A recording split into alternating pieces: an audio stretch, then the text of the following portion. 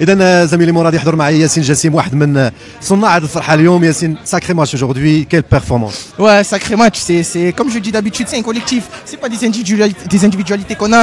Et franchement, moi, pour ma part, individuellement, ils m'ont bloqué, mais après, alhamdoulilah, comme les autres, ils ont pu se démarquer, et à la fin, ils m'ont un peu oublié quand je passe à droite, comme ça, alhamdoulilah, j'ai marqué. Ça fait énormément plaisir, c'est des émotions qu'on vit, et jamais on les vivra, à part avec le maillot. Parce que quand on joue pour la nation, c'est des choses qu'on peut pas oublier en fait.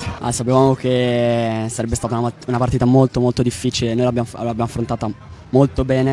Il primo tempo abbiamo trovato poco spazio e poi il secondo tempo siamo stati molto più offensivi, infatti è andata bene.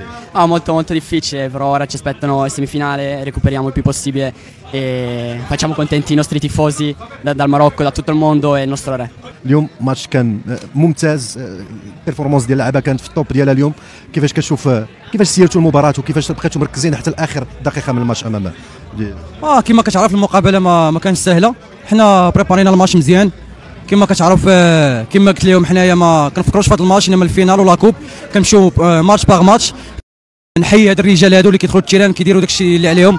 كنبغي نشكر الستاف اللي ما ساهلاش, عندك ماتش, عندك 2 جور كتعاود تلعب ماتش, ستاف ميديكال اللي داير الخدمه ديالو. كنبغي نشكر ستاف تكنيك حتى هو اللي داير الخدمه ديالو. كنبغي نشكر الدراري هادو اللي ما خلاوش من حقهم الله. كتدخل التيران كدير داكشي اللي عليك, لي اونس تيتولير كيدخلوا كيحطوا داكشي كامل اللي عندهم. لي غومبلاسون هما كيدخلوا كيعطيو كيكملوا الخدمه كما كتشوف معنا وكما كتسمع اللي كيخدم كيسهل. والحمد لله ربي ما خيبناش, وديما المغرب كنبغيو نقولوا للشعب المغربي ان شاء الله ثقوا في المغاربه, لانهم دابا ولاو عالميا, ولاو معروفين بلي فيناليست كما سبق لي وقلت.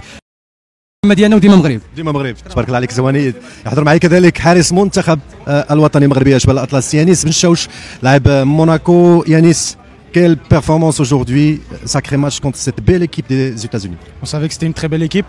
Après, nous, on a fait un très gros match. On savait qu'en faisant un gros match comme celui-ci, on pouvait gagner. Et on l'a encore montré aujourd'hui. On peut battre n'importe quelle équipe. Et Inch'Allah, on va aller jusqu'au bout. جريتوا هذا الستريس, كيفاش سيرتوا المباراة مع عانينا من الضغط طيلة المباراة؟ وحنا كما كتشوفوا حنايا فهمتي عندنا تجربه كبيره حتى حنايا. لعبنا المنتخب الاسباني, لعبنا المنتخب البرازيلي اللي حتى هما قويين, وعندنا تجربه حنا كبيره في الدفاع. والحمد لله تغلبنا عليهم. منتخب ماشي سهل, المنتخب الامريكي. والحمد لله باقي دابا 2 ماتشات نرتاحوا اليوم وغدا, ونبريباروا ان شاء الله ماتش تاع نشوفوا واش فرنسا ولا النرويج. ان شاء الله يكون خير, ونجيبوا لاكوب ان شاء الله, نعرفوا اللي عندنا. تبارك الله عليكم. اذا باعوف كذلك, اسماعيل باعوف يحضر معي, مدافع صلب. باعوف, performance aujourd'hui de toute l'équipe. Comment voyez-vous ce match, ce duel Maroc-USA?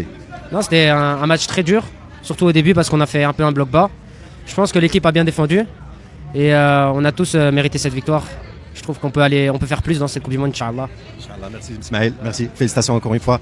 إذا كما تابعتنا معي زميلي مراد, كانت هذه آراء وتصريحات بعض اللاعبين بعد نهاية المباراة. هنيئا لكل أشبال الأطلس ولكل الجماهير المغربية التي تابعت المباراة هنا من مدرجات ملعب التينيانتي براكانغوا في شيلي, وكذلك على شاشة التلفاز بالقناة الرياضية. عودة إليك مراد.